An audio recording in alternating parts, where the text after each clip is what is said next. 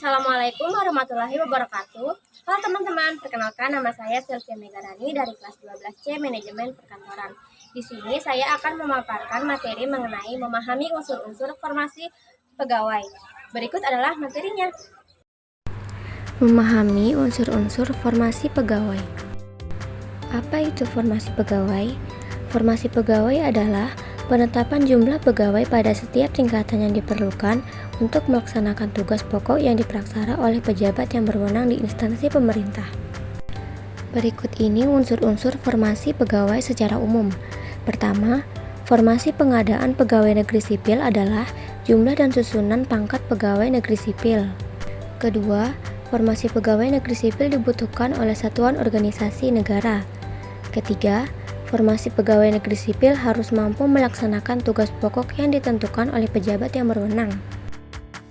Keempat, formasi pegawai negeri sipil berlaku untuk periode tertentu, umumnya ditinjau setiap 5 tahun karena adanya kesempatan untuk mengembangkan tugas pokok selama periode tersebut. Kelima, formasi pegawai negeri sipil harus ditentukan oleh Menteri Penertiban dan Penyempurnaan Aparatur Negara.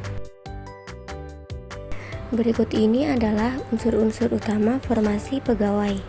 Unsur utama formasi pegawai dibagi menjadi 5, yaitu jumlah pegawai, struktur jabatan, kualifikasi pegawai, beban kerja, dan jangka waktu.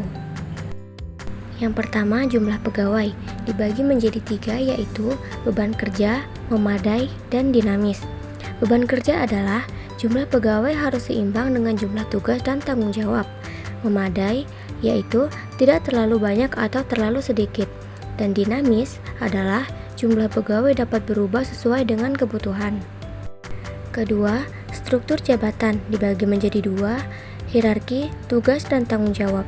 Hierarki adalah terdapat jenjang jabatan dari yang paling rendah hingga tertinggi, sedangkan tugas dan tanggung jawab, setiap jabatan memiliki tugas dan tanggung jawab yang jelas.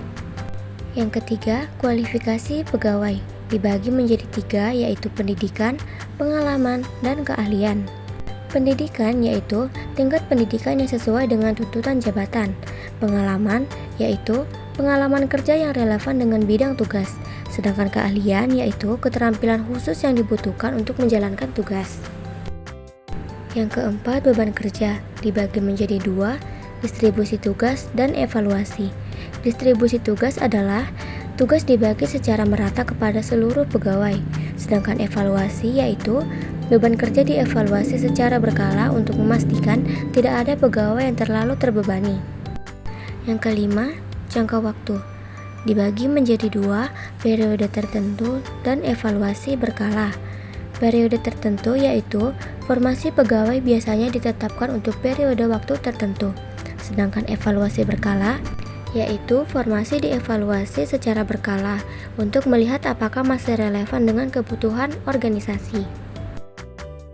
Nah, berikut ini faktor yang mempengaruhi formasi ada 5. Yang pertama, jenis pekerjaan. Kedua, sifat pekerjaan. Ketiga, beban kerja. Keempat, teknologi. Kelima, kebijakan organisasi. Itu tadi adalah materi mengenai unsur-unsur formasi pegawai. Berdasarkan materi tadi, kita dapat mengambil kesimpulan bahwa formasi pegawai adalah hal yang sangat penting dalam sebuah organisasi. Dengan memahami unsur-unsur dan faktor yang mempengaruhinya, kita bisa membangun tim yang efektif dan efisien. Terima kasih sudah menonton video saya. Semoga materi yang saya sampaikan dapat berguna dan dapat dipahami oleh teman-teman.